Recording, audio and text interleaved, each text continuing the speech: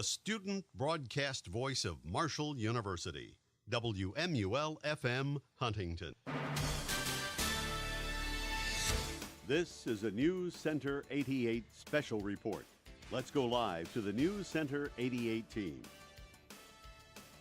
Hello and welcome to the 2024 Student Government Association Presidential Debate. I'm Luke Hamilton. I'm Sarah Davis. And I'm Emma Johnson. This is your opportunity to learn about each team's platforms, and most questions have been prepared ahead of the debate, and all candidates will be hearing these questions for the first time. Your presidential and vice presidential candidates for the 2024 SGA election are as follows. On the Belleville-Waller ticket, we have presidential candidate Bria Belleville and vice presidential candidate Connor Waller. On the Rafano-Jeffrey ticket, we have presidential candidate Nico Rafano and vice presidential candidate Luke Jeffrey. The Belleville-Waller campaign slogan is Innovate, Elevate, Advocate, and the Rafano-Jeffrey campaign mission is Nourishing Leadership. The rules for Meet the Candidates are as follows. Responses are limited to 2 minutes per ticket. Candidates can choose to yield the question to a presidential or vice presidential candidate, and personal attacks against or by candidates will not be permitted. The moderators may interrupt any candidate if the moderator believes the candidate is straying from the subject matter. For each question, we will start with the Belleville-Waller ticket and then allow the Rafano-Jeffrey ticket to respond to the same question. The first question for the Belleville-Waller ticket is, what are your plans for office? Please explain your platform and your campaign. You have 2 minutes. Our plan of action for office is to innovate, elevate, and advocate for the students at Marshall University.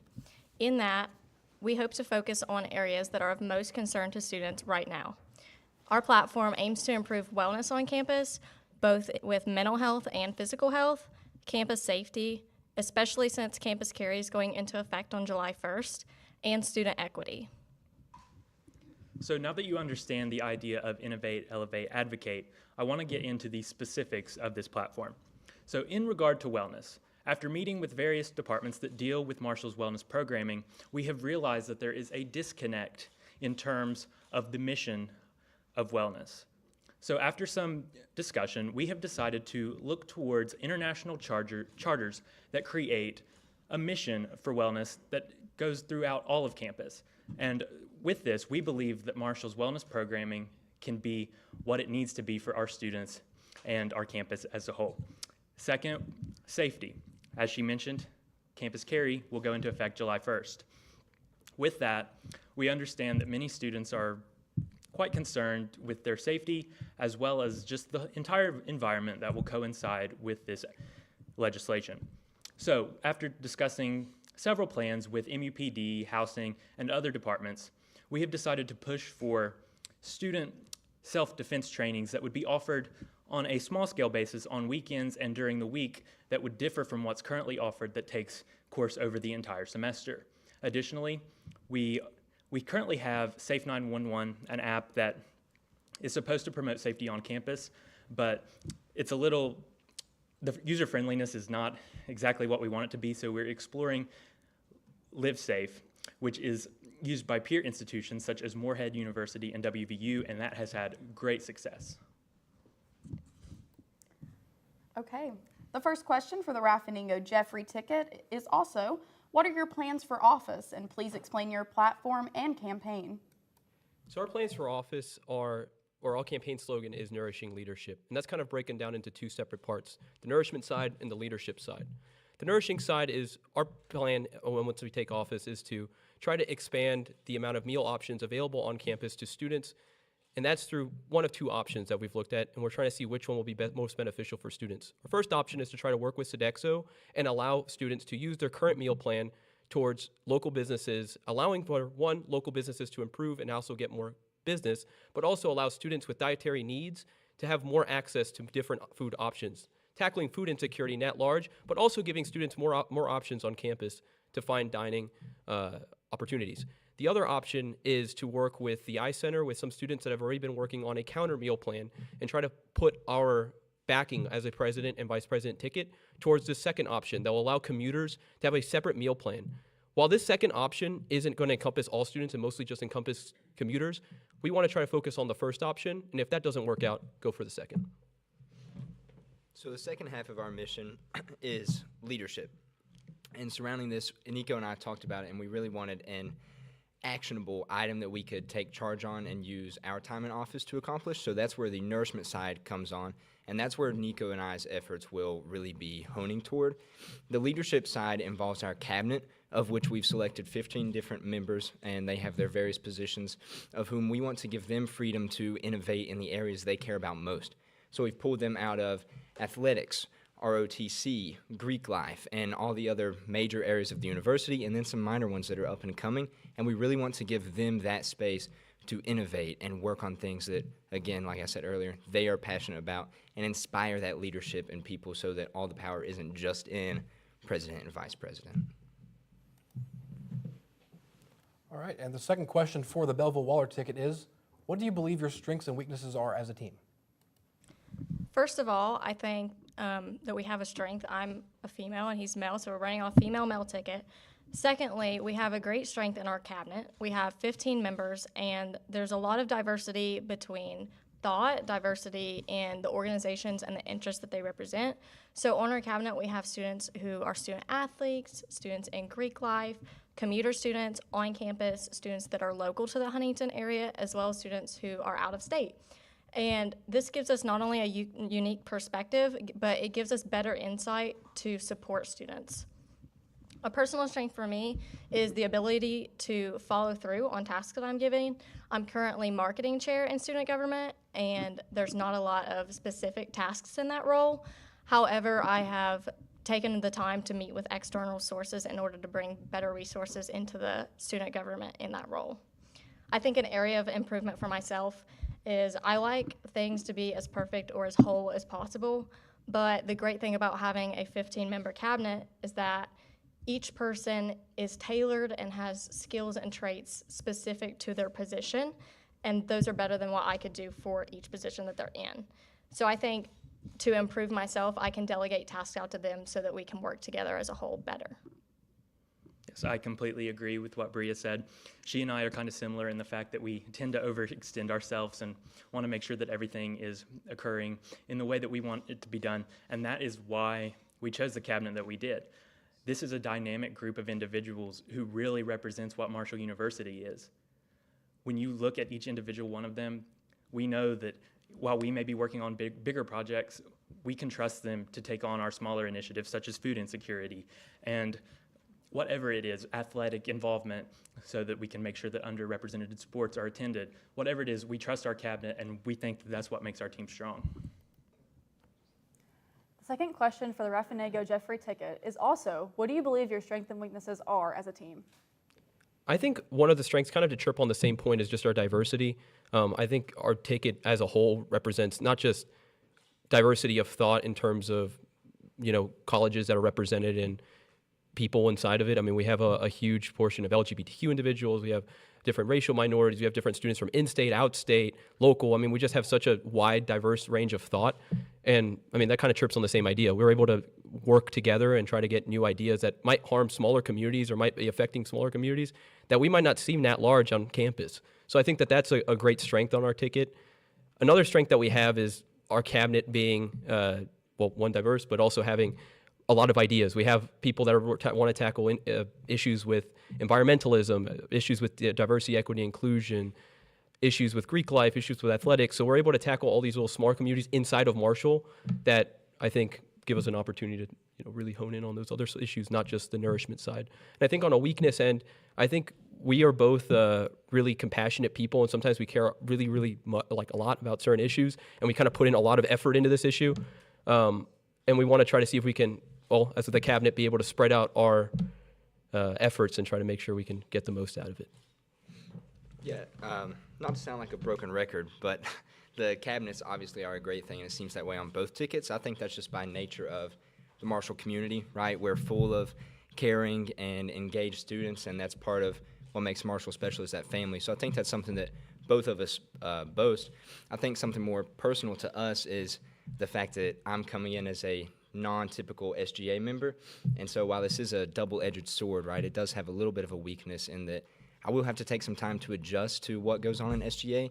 I see it as a strength in that I also have an outside perspective, and I might be able to bring in some new things, and I'm really looking forward to finding that ground where those two worlds collide, and we can see what comes out of that. The third question for the Belleville Waller ticket is, why do you believe that you are qualified to represent the student body? First of all, I believe being able to represent someone and being representative of someone are two different things. And as far as representation goes, I think, as we've discussed, our cabinet is representative of many different people and different students and backgrounds on this campus, but our platform points are too. We made our platform based on student concerns because we wanted to represent what is most important to you all. Secondly, I think experience goes a long way for why we are qualified for this position. Connor and I have both served in student government for the entirety of our time at Marshall, and we've really enjoyed it. We both currently serve as Senate executives. And I will say one thing, student government is productive when the student members of SGA are, one, respectful and have respect for one another, and two, have taken the time, because it does take time, to build positive working relationships with one another. And that's something that Connor and I have worked on for the past year, so that gives us an edge to get started on day one without having to start from scratch. I think I would like to speak to the idea that really pushed me to run. I understood that this campus needed leadership that came with purpose and that championed for change. That is what we're running on. I see leadership as service. When I come to lead, I'm not there for the title. I'm not there for the job benefits. I'm there to serve you. When I came to Marshall, I knew this place was a family. We are a community, and it is our pleasure to serve this community.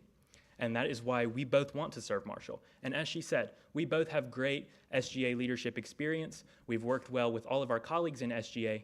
And additionally, we're bringing on people into our cabinet who have no SGA experience. We think that combination will do great. And we are very excited to see what we can do coming into SGA as its leaders, but not to necessarily take power, but we want to serve. The third question for the Rafano Jeffrey ticket is also, why do you believe you are qualified to represent the student body? Yeah, so not to kind of flip the question around, but I think Nico and I have talked about this, and really the fact is that we aren't qualified to represent the student body, right? No single individual or collective group of people can actually be qualified to represent the entire student body because it's so diverse and there are so many different aspects of it. So we've done our best in building a cabinet that can represent it, but there's so much that's left that we have to actively seek out and look for. And I think that's part of what we are trying to do, and that I've learned in the business school is if anybody's taking a design thinking class, right, the first step is always deep customer empathy. And if you don't get that, go look it up and you can check it out. But it's the practice of really getting to know your customer. And as our lovely President Brad Smith says, walk a mile in their shoes, right? That is the practice of actively listening, engaging, and getting to know who you're working with, and in our case, working for. I think Connor said it wonderfully, that we are servants, right? Servant leadership is a new wave that's coming in, and it's long overdue that people start taking the role in that term. So, yeah, the short answer is that we can't, but the long answer is that we are here to listen because we know we can't. I need to tag on along that too. We talked about extensively that a lot of our cabinet isn't from SGA, so there's going to be that learning curve of trying to teach new members of the rules of how that operates and try to get along and try to get everything off the ball rolling. That's going to be, I think, a pretty easy task. I mean, I've been in SGA for 2 years. I've passed almost a half a dozen pieces of legislation. And as a chief of staff, I've been able to work on the executive ticket, specifically micromanaging people and trying to get initiatives done. So I think that kind of perspective and that experience can come to the table. That doesn't make me essentially qualified for it, but at least it gives me a little experience. So when we need to get the ball rolling, we can get it rolling quick. The next question for the Belleville Waller ticket is, how do you intend to better involve the student body in student government? I'll be the first to admit, I think there's always improvement to be done between bridging the gap between student government and the general student body. And I think a good place to start with that is in the student government lounge. So on any given day of the week, on most hours, you can find Connor and I in the student government lounge, as well as many other student leaders. And the reason that we are in there for so many hours during the week is because we're there prepared, ready to hear your concerns and to talk with you about ideas you have so that we can improve the university. But a lot of students don't know, A, where the Student Government Lounge is, or B, that we are there for you. So our hope in running for our student body president and vice president is to let students know that they're not only welcome in that lounge, but they're also encouraged to come to us and we hope to improve that open door policy. Yes, absolutely. And I think something that goes hand in hand with this, which is something I've worked on within SGA, is transparency. One of my first resolutions was dealing with transparency because at that time, we weren't even publishing the bills that we passed each week. But since then, we have uploaded those to HerdLink, and now Bria posts every week on our social media exactly what we do, what it does for you, and what we're going to do going forward. But something else that I feel like could personally bring people into SGA, not necessarily into SGA, but with SGA, is community service. We always speak to what we do in the community, but I think we actually need to show it. We need to create these large-scale community service projects that bring the student body into coordination with student government. And that starts at the beginning. When a freshman comes to Marshall, we as student government need to be there during the week of welcome to be like, this is what we do. We want your input. We want you to participate. So that is how I see us moving forward, and we are very excited to see what the entire student body can do in coordination with SGA. The next question for the Raffaningo Jeffrey ticket is also, how do you better intend to involve the student body in student government? And I already started working on as chief of staff for the Walker Yang ticket, and that's kind of cross compatibility and cross working with student orgs on campus and different student communities on campus. So one of the things that we did was pair student athletics, student government, and then also Greek life to try to make a new innovative policy that would allow for a competition between Greek life organizations for attending athletic events that are non-traditionally attended. So one of the things was, at that time was women's basketball, and we were able to get record show out because of it. So I think that when we're able to work together as a community and kind of engage with student government and other organizations, we're able to kind of all come together and make really fun, really great policy come into place. And that's numerous examples I think that our ticket has done, reaching out at least to different student orgs and trying to get their input at least of what we should be pushing as a ticket and what we can better improve for the student body. Yeah, just to add on to that, I think that part of the bridging the gap between SGA and the general public of the student body is that the time for being passive is kind of gone, right? We do have the SGA lounge. I've only been in it a handful of times, I will admit, as a just general populace person. And while it's great and there are many people who can come in there, there is an element where we also have to be active. And I think that's one thing that Nika and I have just kind of casually worked on throughout our time here at Marshall. We're both heavily involved, as are Bria and Connor. We're all actively involved in the Marshall community. And I think that's the point we have to try to sell to the entirety of SGA is that, hey, SGA is great, but it's not the entire world. And we need to have that active involvement of us getting out there, right? It's not just how can we bring the student body to SGA and how can they be involved with us? It's how can SGA be involved with them? And I think once we start answering that question, we can start seeing some bigger results. The final prepared question for the Belleville Waller ticket is, if you are not elected to the positions, how will you continue to push the initiatives mentioned in your platform? I think it's important that we emphasize that we've had many conversations with not only students, but departments to gather the ideas to further our platforms and really come up with the solutions that we are going to implement. And these solutions are not confined to a campaign platform, but neither are the platform points, neither are the issues. So what we stand for is in reach, and it's feasible, and I think it's important to remember that we're not going anywhere because we're going to keep on meeting with people. That way we can carry it out in the future because these are important not only to you all, but to us too. Yes, absolutely agree. I think it's important here to note that our platform, it's not about a campaign. It's not about winning. It's not about the title. It's about what we can do for the Marshall community. I'll go back to the idea of leading with purpose. If we don't win this campaign, if we don't win this election, we will continue leading with purpose. That is what we've done in our entire time here at Marshall University. That is what we stand for. And I believe that the idea of this leading with purpose and leadership as service really shows that platform points, plans, it all transcends the idea of the campaign. I personally believe that our leadership team right here is what Marshall needs right now. Based on the conditions we have been given, and based on the environment we are in, I believe that what we're offering will offer our students something that they can grasp onto and feel like we are propelling them into the future. We are championing for change for them. We're not changing our own lives, we're changing your life. So I think together we will not be going anywhere.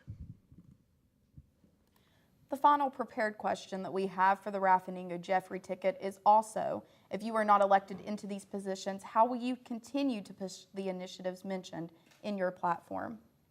I've had this similar experience, at least my freshman year when we ran, and obviously everything went wrong and we didn't win. But the truth of the matter is I still fought and stayed in Senate and worked on numerous pieces of legislation, all with varying levels of risk, difficulty, and eventually the fruits of it coming through.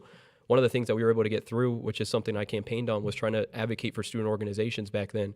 And I did it when I was in Senate, and I got the esports department roughly $50,000 worth of equipment and continuous support from the university now with new departments being built for them. And I think that says just truth to power. If I don't win today, I still will continue to support the university and continue to push for what students want on campus, because at the end of the day, I am a servant for the students, and I don't care about the position, really. I think the position is just a tool, and if we have that position, we're able to get these larger, more lofty policies done. But if not, I'll still be pushing for those small to medium policies, and even if I can, the bigger policies, because at the end of the day, I just want to improve the place I call home.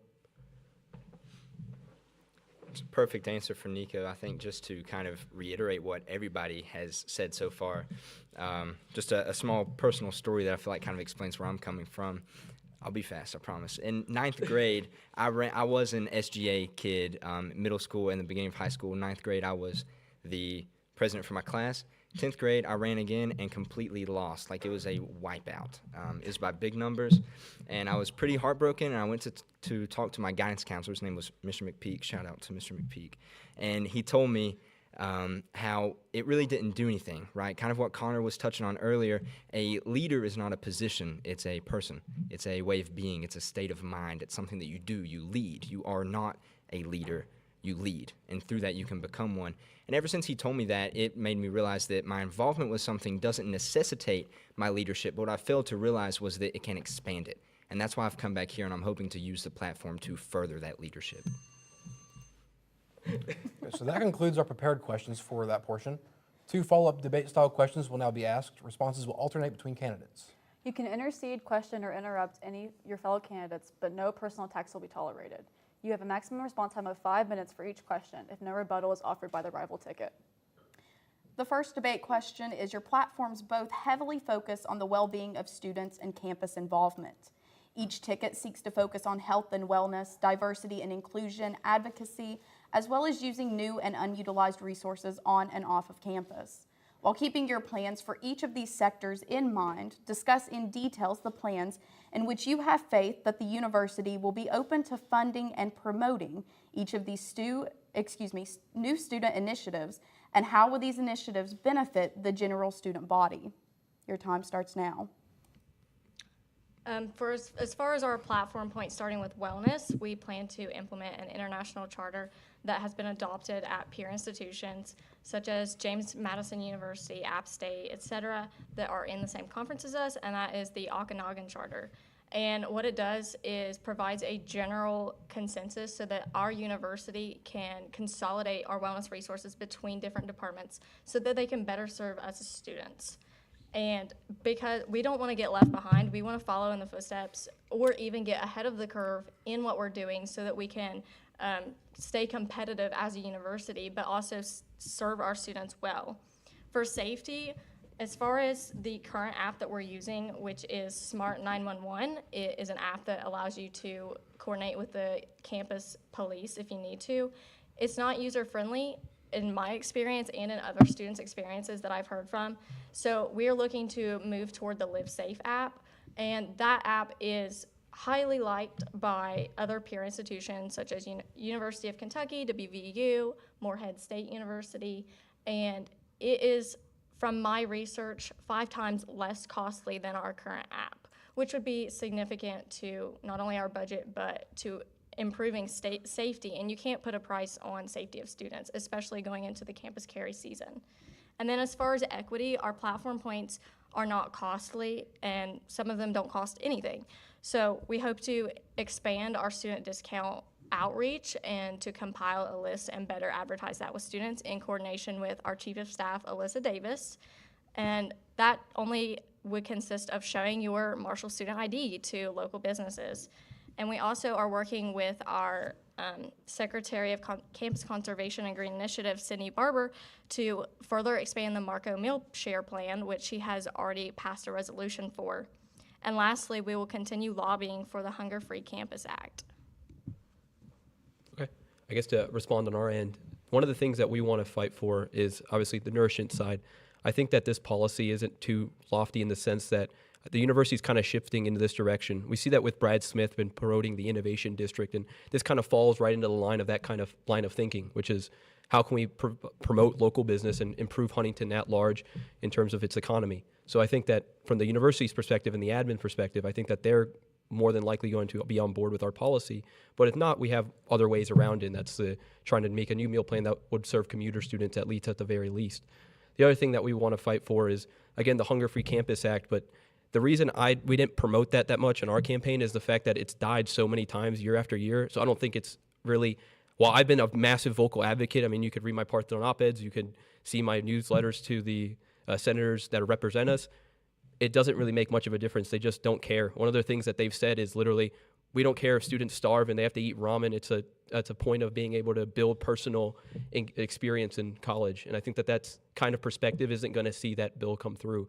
So trying to work around in new opportunities and new ways to get our food pantries filled, like working with local businesses and national businesses, is something that we could see. It's something that I've noticed when I went to the food pantry and volunteered there. One of the things that they told us was that they work with Kroger to get their breads and goods from Kroger that's about to expire, so that way they can give it to the local community so that they can reuse that kind of stuff. And I think that kind of outlook and trying to work with local businesses rather than our government will probably be more effective in the long term. On top of that, we want to work with our cabinet to make sure that these policies are being foreseen. Like one of the policies that's being passed right now is Indigo's policy center that's trying to tackle food waste or plastic waste on campus for food products. So trying to see if we can make eco-friendly products that can be used at the MSC and other dining establishments to ensure that, well, as a whole, our campus is a cleaner university. And that's just our entire cabinet alone has been, the ones that aren't SGA and the ones that aren't have been vocal advocates of different issues in which they represent. And that's kind of why we picked them. We're like, well, these guys are leaders actively right now. What if we gave them a position in which they can be empowered to be even a bigger leader in the community and have real change and make real policy? So that's kind of one of our, I guess, points of trying to make it happen. I would like to interject really quickly on the Hunger Free Campus Act. There's a reason why we didn't make it a main part of our platform, because yes, we're in West Virginia and our legislature isn't working with us. But I had the blessing of being able to lobby for the Hunger Free Campus Act this year with President Walker Tatum. We went to Charleston, we talked to the legislators, and I'm being honest, this is the closest it's ever come to passing. So because of that, I don't think it's fair to give up. Sure, we don't have to expect it to pass, but we don't give up. Marshall's not about giving up. Marshall fights, and Marshall eventually will win. I think just to talk about that, and then I want to use it to lead into one of my another point. I think you're exactly right, and I applaud your persistence there, and I hope that people do keep gunning for that. But in the face of, if it doesn't work, if we talk about like contingencies, there are multiple options, and I think that's why we've outlined some different ones for the main point of our platform. And so the one I wanted to circle back to that we really didn't answer the first time was the point of funding. And one of the things that we're bringing in working with the iCenter, and that I'm a big proponent of being part of the business school and working with design thinking on the iCenter, is the idea of that, like, funding isn't necessary, right? It's great, but there are so many different strategies, pricing options, and market entry strategies that I'm not going to bore you with because it's just like textbook jargon. But the idea is two of the best ones is bootstrapping and crowdfunding, right? Bootstrapping is literally picking yourself up from your bootstraps. So it's using your own funds that you make to continually grow. And I think that's a great option for us when the university and legislation gets a little stingy, is that we have the ability to kind of think like that. And so when we can't get it done, or they're being slow, like you're facing in the lobbying, right, you can still continue to work on something else. So you can develop two paths at one time, which I think is something that we see great. And no matter who gets it, I hope we continue to work on that. Someone can persist with the act and legislation. And then we have the freedom to work on other things as well for if it doesn't get passed, and whichever one ultimately is best for the students, right? I think that's what we all want. I completely agree, and that's why we have added food insecurity issues into our platform. We think that the expansion of the meal share program and the student discounts is the best way forward in giving our students commuter, on campus, no matter who you are, a better opportunity. Sure, we'll go beyond the idea of nourishing, and we're going to tackle the idea of food insecurity. That is what the food pantry is about. So instead of just focusing on the passage of the bill, we'll work on the food pantry as well. We have these opportunities.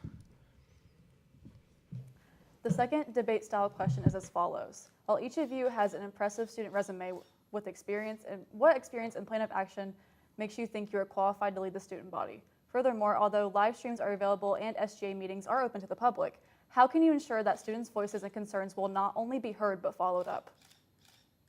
Cool. Your time starts now. If you want me to tackle it this time. Okay, cool. So one of the things that, like I said a little earlier, and I don't want to be rehashy, but the idea that I have been able to push a lot of policy through, and that's because I was able to meet with student organizations and see what concerns that they've seen inside their own organization and what they're seeing around the community, and then making policy, purposeful policy, that's a good prescription for those issues. So I think reaching out more and trying to work with other student orgs is obviously a must.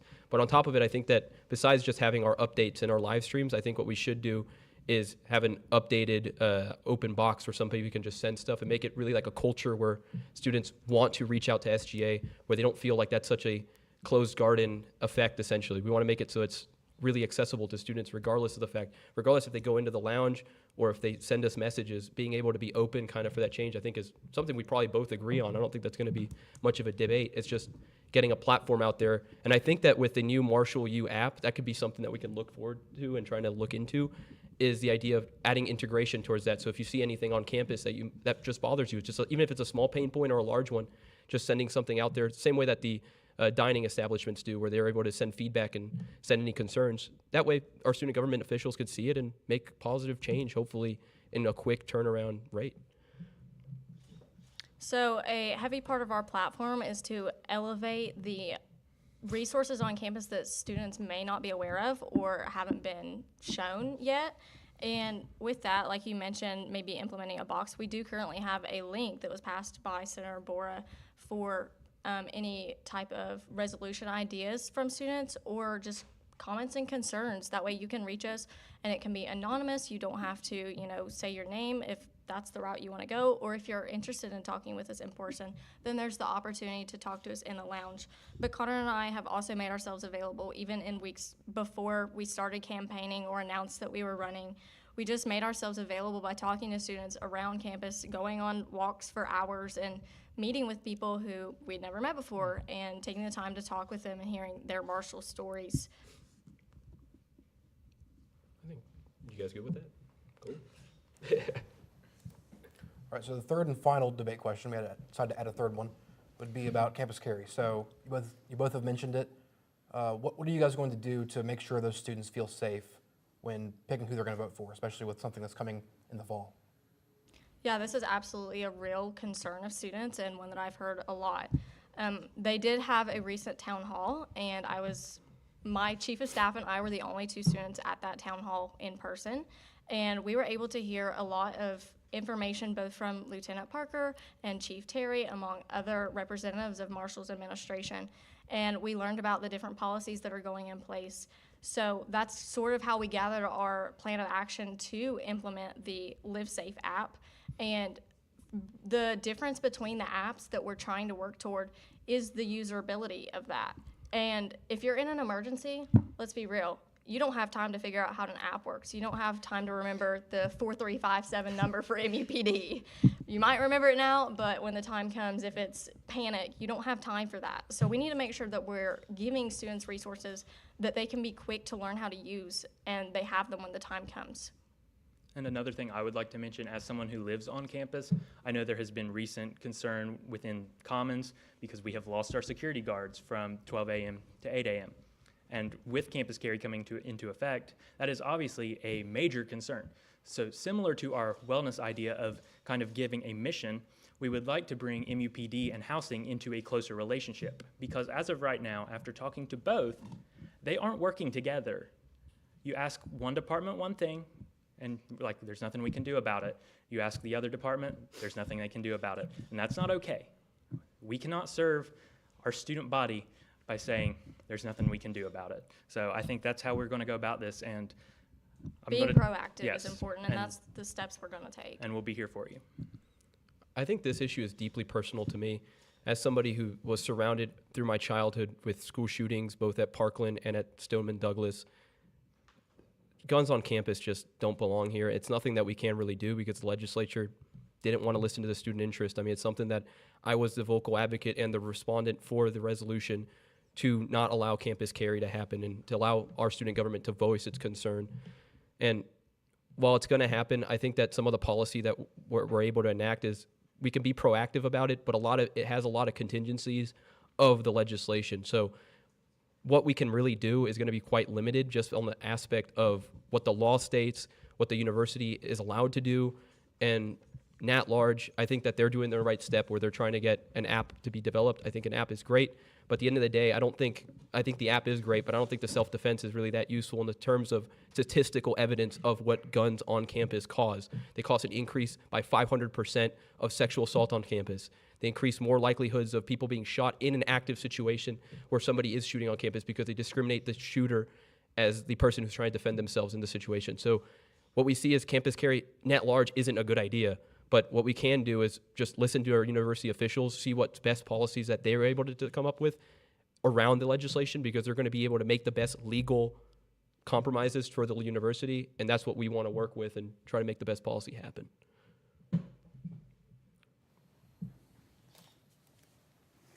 We will now allow our student media to ask the ticket of their choosing questions, and questions sent in by the student body will be asked.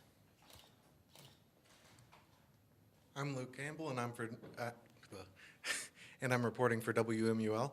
So, one of your main focuses, Nico, was specifically, again, the nourishing of the Marshall campus. I was curious, since again the other ticket has also spoke on this, what primarily differentiates between your ideas and theirs? Idea kind of permeates on the idea of trying to do the food pantry, which is something that we've already kind of worked on, and thankfully the Walker Yang ticket was able to get that large funding package for them. And then we're trying to see if we can maybe work on with local businesses to contribute towards the food pantry and at large. But besides that, our big policy, besides their policy, which is more like discounts from local businesses, is we want to work directly with local businesses to allow for students to use either meal swipes that we currently have access to. So instead of being able to only eat at Chick-fil-A and the other options in the MSC during lunch, you'd be able to go maybe to Calamity or Pho or Jim's, just giving you more options around Huntington area, especially as we begin to build more towards Pullman.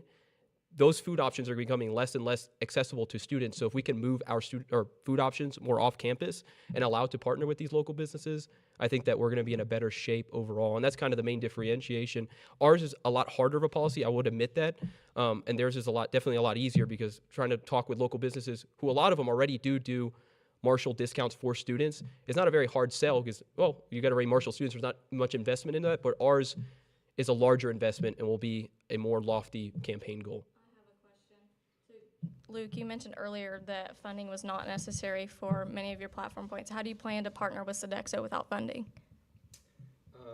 Yeah, so I don't recall, which I may have, which it would have been misspeaking, but I don't recall saying that it wasn't absolutely necessary. I think the idea that I was attempting to get across, and I apologize for the miscommunication, was just that it's not always necessary, and I think that we can look at options and explore them before just jumping to the idea of needing these large amounts of funding. But partnering with Sodexo, I think the idea of funding in that is that the university already funds and pays them, and the funding would come from interested local businesses. So we directly wouldn't need anything and wouldn't need to coerce the university into giving more funding, but it would instead be a partnership from what the businesses want, Sodexo wants, and what students want, so that nobody's really just giving up anything and it's all a trade. Your time is up.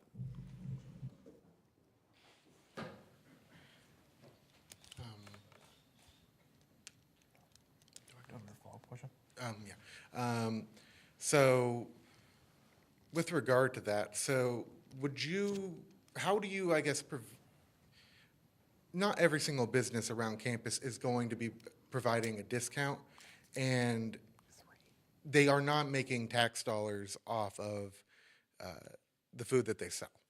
So given that you're paying with flex cash and so on would be taken away from some of that profit, how do you plan to ensure that that does not affect the pricing of meal plans moving forward? I think it's something that we already see going already currently in our status quo, which is let's say, for example, a local business that's part of the MSC, that's part of Sodexo, that works with Sodexo, La Familia. La Familia gives you pizzas and calzones and whatever else you want to get from La Familia at a affordable rate using your meal swipe plus the dining dollars. And I think the dining dollars are really there so that the local business, if they feel that they're not making enough money, can charge more dining dollars. I don't see the meal plans themselves going up in money, but maybe the businesses might say, hey, to make up certain gaps, we might charge a little more dining dollars, which I guess would make sense that you might want to get a larger meal plan. But at the end of the day, we have a lot of scholarships on campus, and that's kind of why we want to do this part of the program, is that it allows students who already have scholarships or maybe don't, but want to use their college investment accounts or want to use some of the other, non-taxable, non-deductible areas to buy these meal plans so that they're spending less money overall because of the partnership with Sodexo. Sodexo's got to make money. Obviously, they're a company. They're going to want to make money. The idea is trying to find that middle ground where they make money, the business makes money, and the students are happy. And that's kind of why we said if Sodexo doesn't really work and doesn't want to cooperate, we want to go for that other plan, which is just working directly with the business with this new meal plan, which will be mostly for commuter students because students that live on campus are required to have a meal plan based on our contracts. But this would be more for students, for the commuters. So that's why we want to try to work with Sodexo first so we can get that larger scope of the student body. And if not, try to do this secondary meal plan. And that's kind of the big goal. I just want to add on to that really quickly. I think part of the idea that maybe we started talking about with the raising the prices of meal plans is that kind of necessitates that we are changing the meal plans. I don't think the idea is necessarily that we want to change all of them. We want to add on to them. So it might be a separate meal plan that encompasses this, or it could be the normal meal plan plus this. So I think all the usual options will be there. It's just that we want to have expanded options so that the students can ultimately choose, not that they're forced into it. But that's a great question, nonetheless. You will now have 3 minutes to respond to student questions. Hi, I'm Victoria Ware. I am reporting with the Parthenon, and my question is for Nico. So one of your campaign, one of your tenets of your campaign is having a diverse cabinet. So I just wanted to know specifically what that will look like and how you think that having a more diverse leadership within your cabinet will help achieve your goals. So right now on our cabinet, we have LGBT and Q representation on our cabinet. We have different racial minorities. We have different people that live in-state, out-state, local, commuter. We have just a wide array of communities that are represented inside of our university, but we also have different student organizations and student communities within the university itself being represented. So we have all these little the places that we can pick apart pain points and see how we can best solve them for the student body. I don't think that it will be a difficult task just because a lot of our representatives are already working on these policies themselves, either in SGA or outside of it. So I don't think it's going to be such a hard task to try to, especially with a diverse cabinet like this, work together, come together at meetings and say, hey, that might, there might be an unintended consequence of this to this policy towards my community, or hey, let's work together on this because I think we can both work to make this policy even better. So I think having this large, diverse cabinet with different ideas, different positions, different upbringings, just everything allows us to have really nuanced policy come through. Do you feel that having 6 out of 15 of your cabinet members be Jaeger scholars is representative of Marshall as a whole? I can make the exact same argument about your ticket. You have 4 Jaeger scholars from the same class. At least ours is a little more diverse. Regardless, I think we have a more diversity, and those Jaeger scholars themselves are representative of the community. They are certain aspects of the community. We have Raphael, who's part of the Parthenon, who is a LGBTQ individual who is from Asian descent, allowing us to get not only his perspective from the LGBTQ community, but also getting us ideas from the J School and what Smith Hall might need. Can I touch on this for a second? Yeah, for sure. Yeah, so I think, and that's a completely valid question, and it is a concern that I think we've talked about with some other students, but part of the thing about the Society of Jaeger Scholars, the Jaeger program, right, and 3 out of 4 of us know this because we're part of it. The Jaeger program and the Honors College as a whole, part of why those students are chosen is not just because they're smart in the traditional sense and they test really well, but because they show potential for being a leader. And so I think the fact that they happen to be from that pool doesn't mean that we pick them because they are. So I think that, if anything, it would add to it that we are ensuring that we have people who do demonstrate that great potential for leadership that the administration, faculty, and staff of the university has already identified. And while we do want to encourage that to lower levels, we're using them as that starting point because they already show that basis, and through them we can facilitate this growth of leadership throughout the entire university. So they are just the starting point, but they're not the ending point by any means. Hello, my name is Nolan Duncan. I'm a reporter with the Parthenon. My first question is for the Belleville and Waller ticket. Your all's campaign is focusing on improving what already exists on campus. And I know you did mention improving commuter meal plan potentially, but how else are you planning on improving the commuter experience? Some commuters have reported not feeling connected to campus. Yeah, I don't personally, our platform does not work on the commuter meal plan, but we do touch on food insecurity, and that's something that can affect commuter students, on-campus students, no matter what background you're from, it can affect anybody.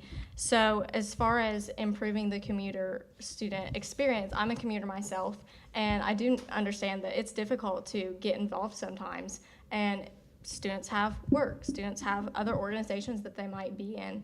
So I think I ran for Miss Marshall in the fall, and a huge part of my platform was student involvement, especially for commuter students. So a resolution was just passed in Student Senate by Bria Hatton to actually compile a survey of a sort to implement into the Marshall U app. That way students can easily identify what organizations they may find interest in. I think it's also important to note that our platform is not being implemented right now. We have talked to the departments. These were their concerns. They're working on them, but they cannot do it without us. Those are the requests we've been given. Wellness programming is not coming together right now. There is not a single mission. Safety, there is not any plan to transition to an app that will benefit students in safety. There is not a plan in between MUPD and housing to make our dorms safer. And there's not a plan to provide any self-defense training for our students other than what we already have that many students have said to us they don't feel is enough. So I don't think it's fair necessarily to say that we're running on something that's already being done when it is not. And as the question stated, involvement is important, but these go together. The things we want to do, those will get students involved. They're going to feel more connected to the community. They are going, with the wellness programming, they are going to feel more capable of being part of the community. They are going to feel safer to be part of the community. And with food insecurity being tackled, they're going to be nourished enough to feel comfortable being out in the community. So I think this all goes together in a great way, and I really believe that we can take this platform forward and really move our campus in a way that serves the student body as well as the entire idea of Marshall. I know we have limited time, Connor, but I'd just like to ask a quick question. Yes. You made the comment that these requests can't be done without you.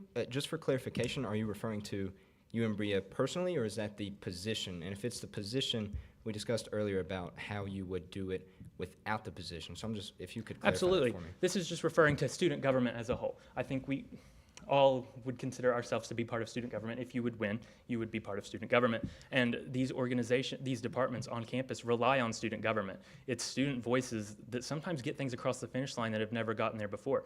So I definitely do not believe that either of us are necessary to take it forward. As I've stated before, we're leading with purpose and we're serving, but it's not us, it's everybody. It's the entire Marshall community. Yeah, thank you. My next question is for the Nico Luke ticket. You all have focused on nutrition, and I know especially focusing on expanding to local businesses. Now, a lot of the local businesses that are closest to campus do fall under a more fast foody, very unhealthy choice.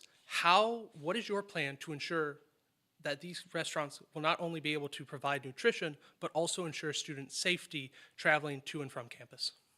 So I think that the places that we're trying to build relationships with already are businesses that students already like to go to and that aren't necessarily fast foody. We don't have to do fast food options. We haven't really been looking at fast food options because those usually aren't local. They're usually like franchise businesses.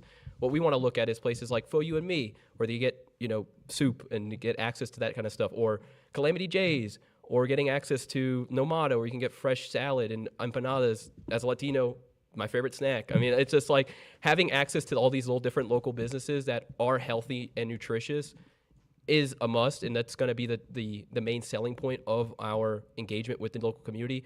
I don't see us, if we want to and the students want that, we could add truck and cheesy, but that's not going to be like our main point. It's not going to be going for these really unhealthy solutions, because at the end of the day, our campus mission is nourishment, because that's one of the biggest indicators of people dropping out of college is if they're food insecure. It causes decreases in grades. It makes people have to work more, which then, as a result, leads them to not be able to focus on their studies and drop out. So being able to be food secure inside of campus, not only from the food pantry aspect, but if you have access to just healthy food under your own meal plan and not having access to, every single day for lunch, Chick-fil-A or Steak and Shake, then you're able to actually get way more healthier local food and produce, because let's face it, our own options on campus are mostly fast food. For dinner, if you don't make it on time to Harless because you had an organization that met, your only real option is a sandwich shop and the Den. So realistically, this would allow for more options because those businesses are traditionally open later. I have a question. So most of the businesses that you just mentioned that you would like to partner with for these expanded meal options are small businesses. What's your plan of action to essentially partner and implement the point of sale system so that you can use your phone to tap with your dollars when it cost Marshall upwards of $95,000? Well, the Blackboard app costs $95,000. The physical tapping things only cost about $150. So it's not a very large cost burden for students for businesses to allow students to use their tapping systems by just paying that $150. Or we could ourselves with Sodexo pay for it to allow for these businesses to do it. But again, the buy-in isn't that large. The biggest thing is trying to find that medium ground where businesses feel that they're being adequately and appropriately paid for their service to the student body through Sodexo, because Sodexo has worked in the past with local business like La Femme, and trying to see if we can implement that in more local businesses, not just in the MSC, but across Huntington at large, will be the most beneficial option. Hi, my name is Morgan Pemberton. I'm reporting for MU Report, and my question is for Bria and Connor Ticket. I know Connor said that there wasn't really any plan to collaborate, like the collaboration between housing and MUPD, but I was wondering if you guys had something in mind to going forward into collaboration with that. That's a great question. So as far as collaborating with MUPD and housing, we would like to schedule meetings and really bring our concerns from the student body and meet with them and help collaborate a solution until we get that seen. Every time we go in the dorms, we see our plan is in place, something has been done about this. And as we consistently meet with them and schedule a plan for what we want to see in the future and how to promote this, I think that we can essentially collaborate and create positive relationships that will go on for the remainder of our year. Yeah, absolutely. Some of these fixes, they won't be that difficult, and that's the good thing. But nobody is pushing for them right now. So that's why we're running. That is why our platform is what it is. These are the issues facing Marshall University at this moment: wellness, safety, and equity. Safety is obviously going to be the main concern with campus carry coming into effect. So creating this working relationship between housing and MUPD, as well as student government and the student body as a whole, that is vital to ensuring your safety. And thankfully, I think that this is something that our team and SGA and the student body as a whole can easily do. But it's also important to note that right now, there is no intention on behalf of either department to do this, and we just don't think that's right. But we're going to be advocates for it, and that's what you can see going forward from us. You mentioned earlier in the debate for the Belleville Waller, sorry. You mentioned earlier you would expand on student safety classes, self-defense classes. How often are these going to be ran? Who's going to teach them? What are your plans for these classes? Yeah, great Question. So when we met with MUPD, we learned that they currently do offer classes in the community, and that's kind of where this idea sparked. But the classes are kind of off campus in community locations that students may not be able to get to. So we're hoping to bring those to campus maybe on an evening or a weekday when students are more available. That way they'll have access and they won't have to spend an 8-week course to learn self-defense, but they can do it in a day.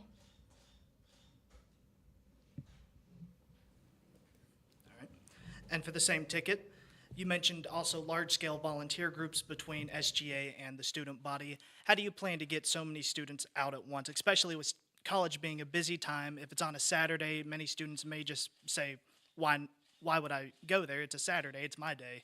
How do you plan to get students out to you?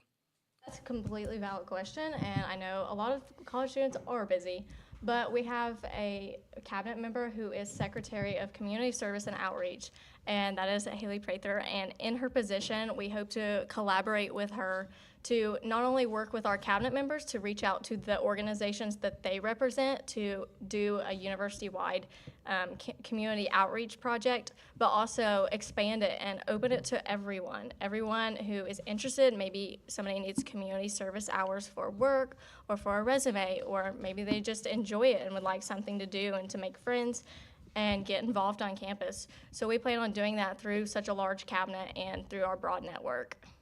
I also think community service is something that has kind of fallen away since COVID-19.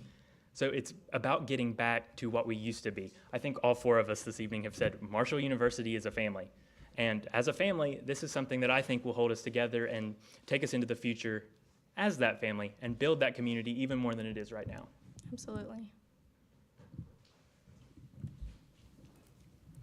All right, that will conclude the student reporter questions that we've got, but we also have some that we got social media and online in our live chat. One of them is concerning campus carry again, but students want to know what kind of self-defense training are you going to put in place? I know you mentioned it, but how are you going to make sure that not only students but professors get the proper training they need, or at least the information they need to be safe on campus? Yeah, so like I said, I hope to open this up to everyone and make it available to as many people as possible. I understand schedules conflict sometimes, but our goal is to make it available in ways that it's not already. And currently the only self-defense class we offer is the rape aggression defense class. And I would like to see more general self-defense classes offered here at Marshall, especially going into the campus carry season, and I think this is important for anyone, and maybe even gun safety courses. That could be helpful, just being in an environment where you might suspect there is a weapon. I mean, that's something that I was going to ask you about, was what kind of, and that kind of, you kind of lead it into that, but what kind of courses would you want to see on campus? Because I think one is rape prevention courses, which are amazing for trying to protect our student body, but with gun-specific courses, because self-defense is pretty broad. I mean, it could be anything from judo to, you know, again, like the rape self-defense course. So what kind of self-defense classes are you guys looking to advocate for? So we're advocating for MUPD to collaborate with us on general safety classes that could be open to anyone. And this is something that could benefit students of whatever background, because, you know, everyone needs to be safe, and that's what it comes down to.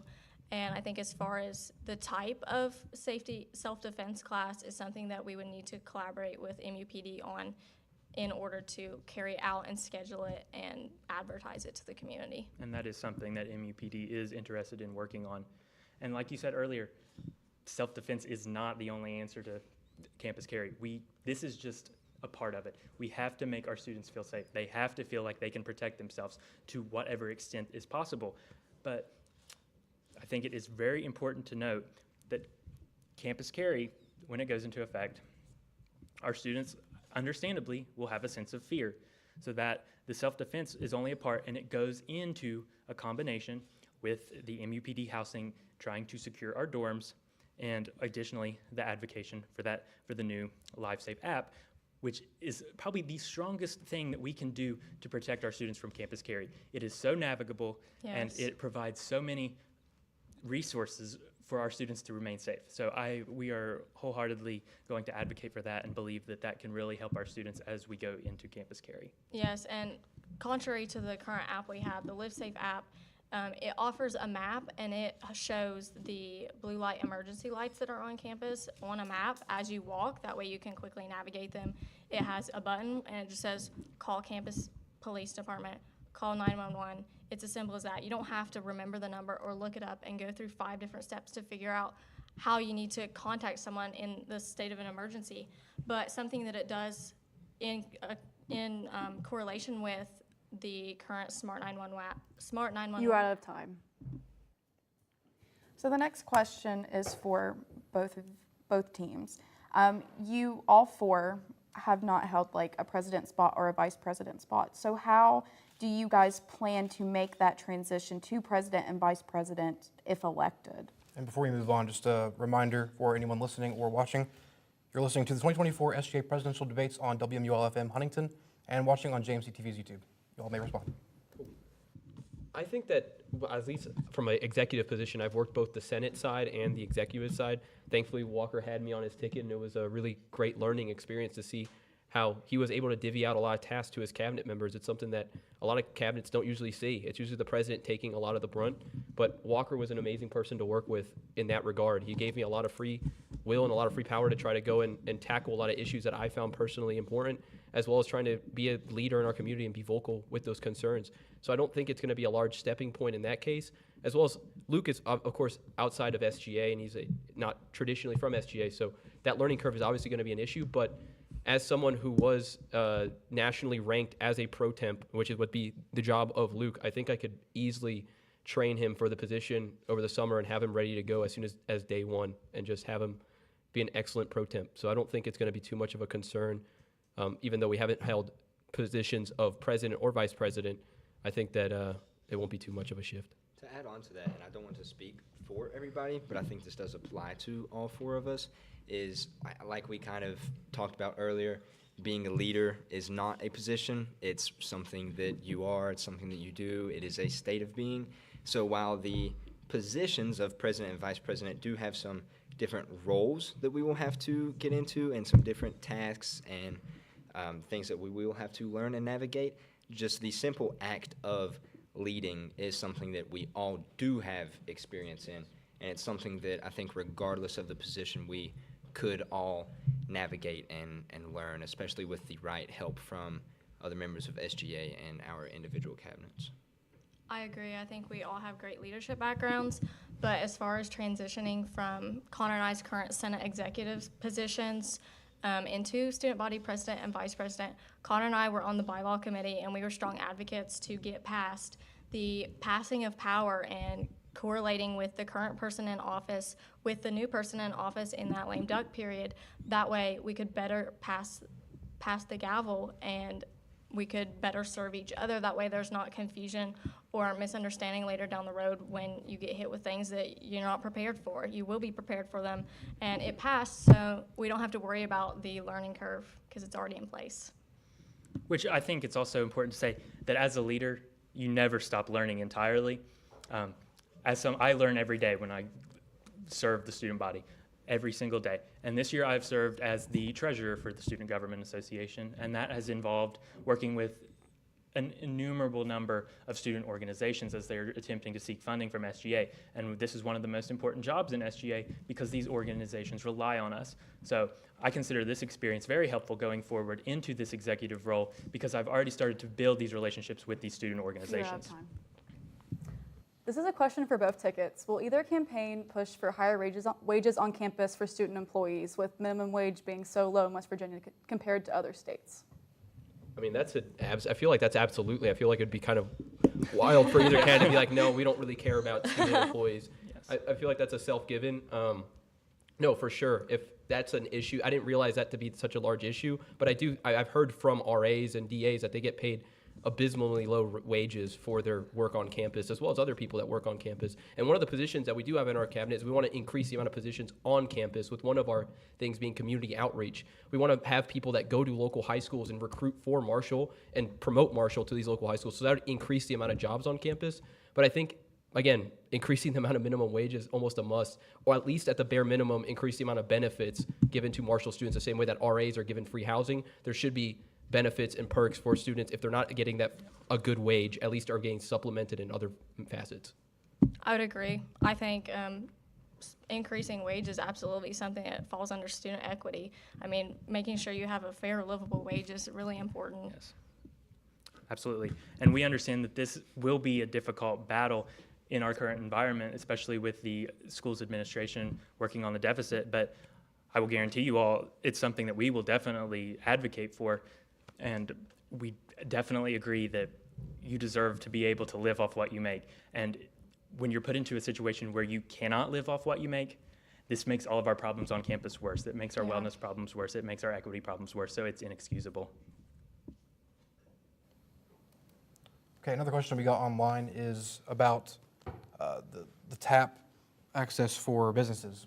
There's some people that have concerns about giving those businesses information, and then also how those off-campus dining options would affect the employees that work on campus. Would that affect their wages at all?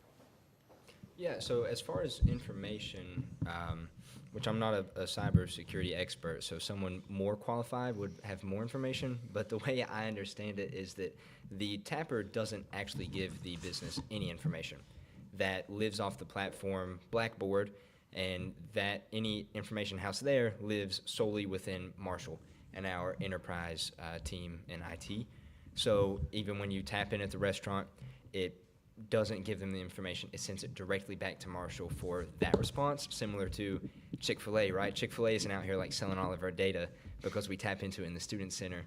So it would be the same process at local businesses. So if you have that concern, or whatever concerns you have or don't have while using it already, it would be the same with local businesses. And then regarding positions for on-campus and off-campus, I don't believe it would affect any of those positions simply because we're looking at expanding the options, right? Like I answered earlier to a question, we're not changing anything. And it wouldn't necessarily create any new positions under Marshall because it's a collaboration with the outside businesses. When you're expanding off campus to places that aren't already contracted with Sodexo, how do you plan to make sure that when you're taking demand from Sodexo on Marshall's campus and placing it off campus, that Sodexo isn't going to lay off student workers?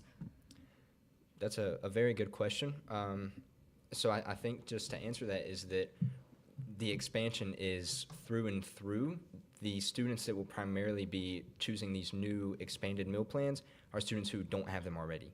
So the typical students who come and live on campus, they might keep their same meal plans because, I mean, the sad truth might be that they can't afford a larger one, or that they don't choose to go to these other restaurants. Or if they do, they keep the amount of Sodexo original meal plan. This is just an add-on. So Sodexo doesn't necessarily function strictly off of the meal swipes. It's not like when we swipe into Harless, they get paid. They get paid from our meal plan. Right. So when we buy it, they make the same amount of money regardless. So money will not be taken away from Sodexo in any way, so it shouldn't take away from the student worker positions in any way further. So you mentioned that you don't necessarily expect the current students who have a meal plan to go to this expanded meal option. How is that nourishing them? You talked about how they were stuck with Chick-fil-A and Steak and Shake. So if they're not going to the expanded meal plan, they're still stuck in an unnourished state. I think what Luke and I were talking about is like the two options is like the commuter option wouldn't really serve the entire student population that lives on campus. It's more kind of a beefed up version of your guys' policy, which is like discounts. It would be a business-centered thing for local businesses, a special meal plan that's completely different, and the Sodexo one would be encompassing of all students. Okay, that's all the questions for that section that we have. So now we will give each ticket 5 minutes to give their closing remarks. We will start with the Belleville and Waller ticket. I would just like to emphasize that the concerns we have and the concerns that we are advocating for are concerns brought to us by students, and we're here to serve students. So if the concerns change, then so will we. We'll adapt to them, and we'll start advocating for things that are consistent with what you need and consistent with what you want. And I think as far as right now, that's going to be campus carry and making sure that campus is safe in any capacity. And like I said earlier, there's no putting a price on safety, especially for college students. And as far as wellness goes, I think it's inevitable that thinking about bringing campus carry and weapons, concealed carry weapons onto campus, mental health is going to be affected. And when mental health is affected, your physical health is going to be affected. So taking proactive approaches to making sure we're giving students not only the resources that we already have, but implementing new ones. That way they can best have a great Marshall moment and college experience here. Absolutely. I think I want to tell a little story about myself. When I first came to Marshall's campus, I was a freshman in high school. I walked on campus, I spent a little time here, and I knew Marshall was a family. And from that point on, I planned to come to Marshall. And that is the motivation behind this campaign. I've said it before and I'll say it again. It's not about a title, and it's not about the benefits.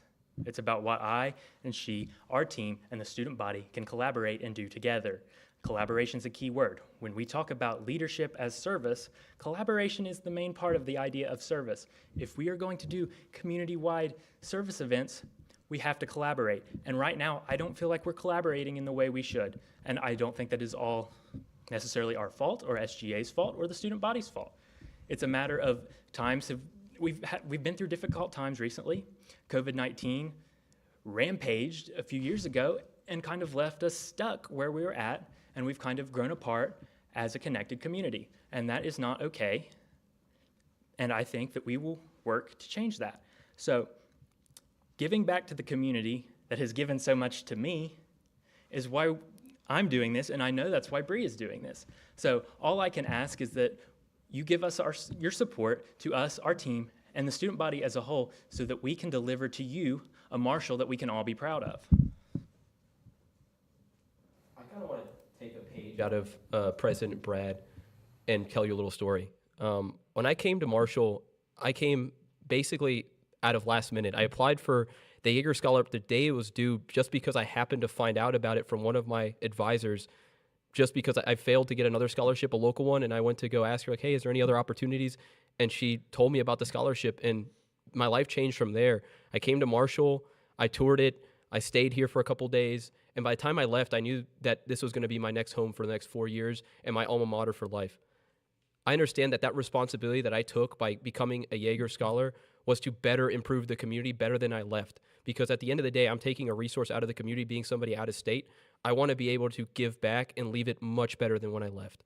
And I think that kind of encompasses our entire goal, is just trying to leave. We're going to be seniors next year. We want to leave this place in a better position than when we came. And at the end of the day, I don't think it matters which ticket's going to do it. I think either one of us will be the ones to bring change.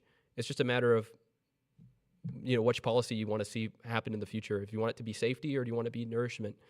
But at the end of the day, I think you're in good hands of who will be a leader next year. I think just to add on to all the wonderful things that have already been said, I think everybody's absolutely right. We're all honored to be here, regardless of how this comes out. I think the student body is in good hands. As far as us, I don't want to bore anyone with the reiterating our policies or our cabinet, but if you want to learn more about us, stop us on the street and ask. We're all willing to talk. I'm sure it's the same for them. We are here to serve, and we're here to talk to you guys and to listen. Furthermore, we talk a little more in depth on our campaign Instagram page on some of our issues. We've been doing video interviews from both of us, and we're doing them with our cabinet now, so those will be coming out pretty soon if anyone is interested in these issues, and feel free to ask us more questions, and we can touch on those. So thank you, everybody. And go Herd. All right, that concludes the 2024 Student Government Association Presidential Debate. We'd like to thank the 2024 SGA Presidential and Vice Presidential candidates for joining us this evening. We would also like to say thank you to JMC TV, WMUL FM, the Parthenon, and our production staff for keeping us live this evening. And once again, this has been the 2024 Student Government Association Presidential Debate, live from the Marshall University School of Journalism and Mass Communications. The Student Government Debate will be available for a later viewing on JMC TV's YouTube channel and WMUL SoundCloud. I'm Emma Johnson. I'm Sarah Davis. And I'm Luke Hamilton. Voting starts tomorrow at 8 a.m. and will end on Wednesday at 2 p.m. Have a great evening.